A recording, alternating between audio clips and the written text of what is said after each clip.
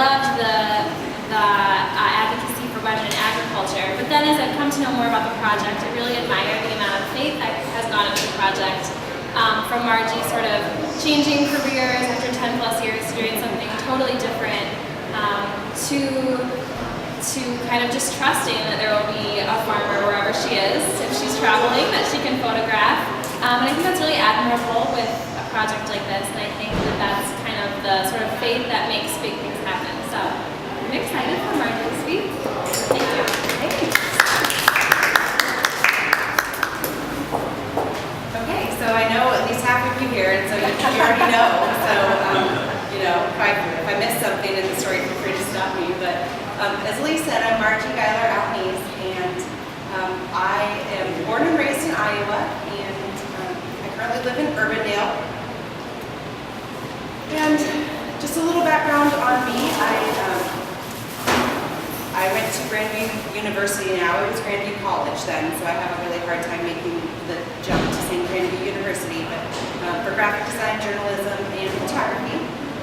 This guy right here is my photography professor, actually, so I'm pretty excited to have him here looking at it. He's always, I feel like it needs to fit the standards that we would have. So anyway, so graphic design, journalism, photography, and then I promptly started a career in corporate agriculture.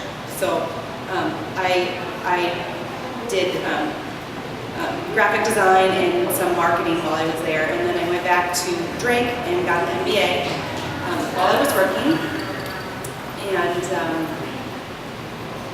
and started into some other areas there at Rain and Hail outside of anything creative.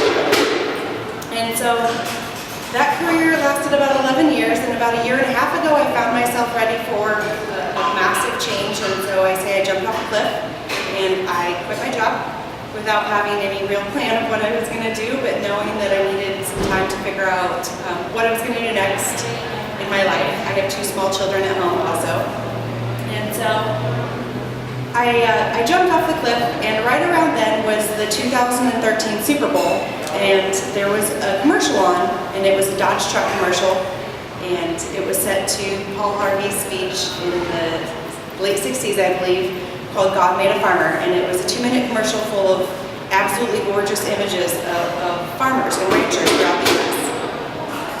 And I loved it. We had friends over sitting in our basement, and we all stopped and we just stared. I teared up a little bit. Being from rural Iowa, my grandparents were farmers. You know, you have that connection to agriculture, and you look at it and it's beautiful.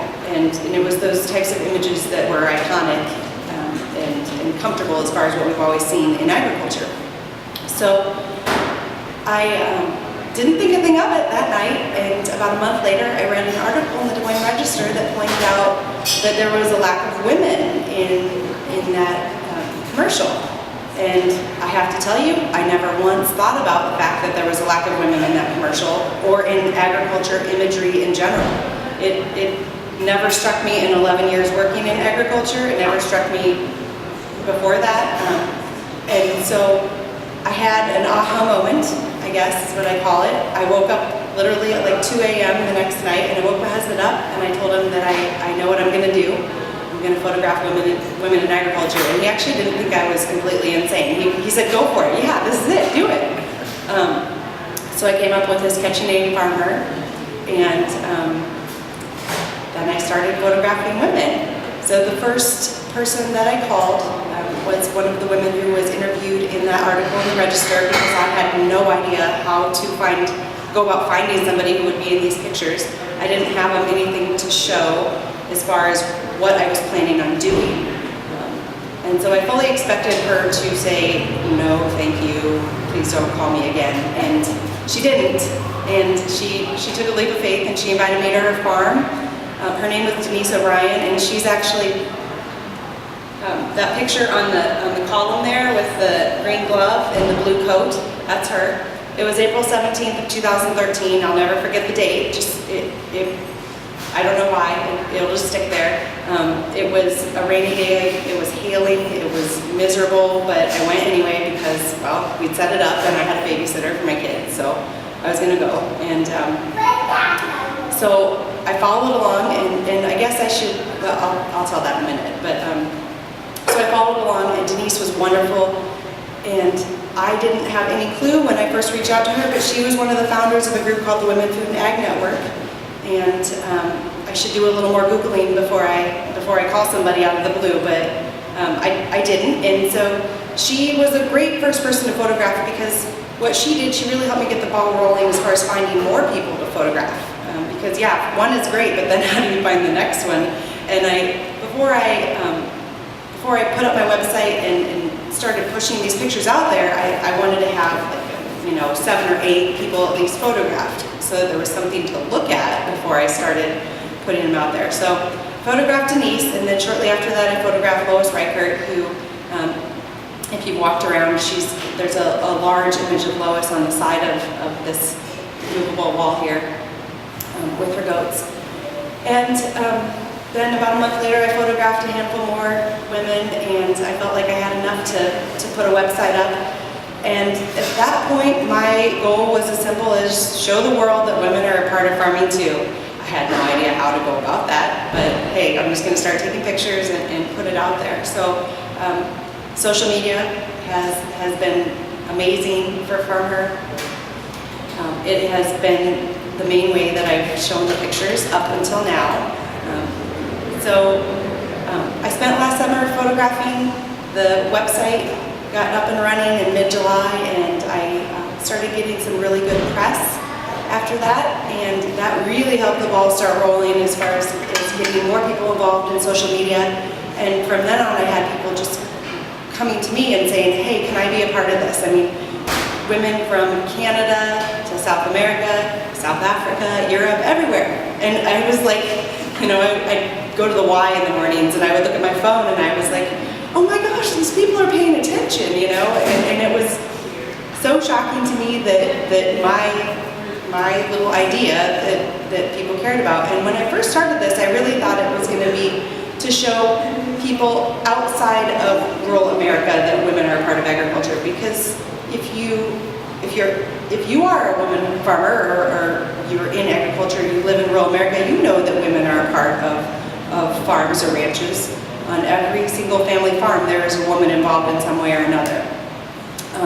But I thought that it would be for all those people who eat food or where the fiber that is grown that would be important to show, and it still is very much so. But what happened when it started gaining a little momentum is I started having a lot of women in agriculture pay attention and coming to me and saying that they love these images because they might feel isolated, they might be in a rural area, but they look at them and they say, that's exactly what I do. And when I say that, I take all the images from a documentary type perspective, so I don't pose the shots. So you don't see a lot of faces in my pictures, you see a lot of the side of people, you see arms, you see feet, you see different parts of them working. It's important to me that you always know that it's a female, but you may not necessarily see their face. And that's kind of intentional and kind of just based on how I started photographing these women, and I think that the reality that these pictures holds a lot. It does for me, and I think it does for women who are in agriculture and who do this. So,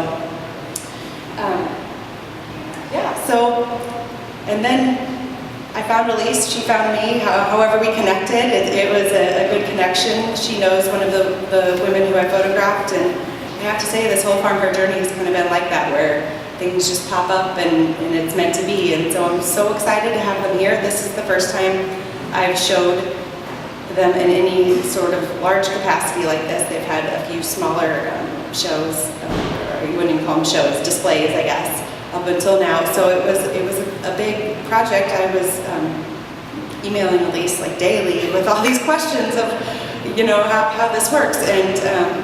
And Dr. Schaefer and Diane were fabulous in helping me as well. So here it is. So do you have a question? Yeah, are you taking questions? I can, yeah. What would be the most challenging aspect of your experience thus far? That's a good question. You know, I guess personally, finding the time to put into it and to keep it going and growing has been somewhat of a challenge with my life and the way it is right now. I have 2 little kids, like I said. And I could do this all day long, every day. I could talk about FarmHer to anybody who would listen to it anywhere, and I would, but finding the time to put into that has been hard. As far as the photography, overall I've had a really good response, but the very hard part about putting your art out there for somebody else to critique, I've never really done that like this, especially to like, so it got picked up on Huffington Post last fall and Upworthy, which are a couple kind of viral news sites, and one day I had 40,000 people visit my website, right? I was like kind of panicked.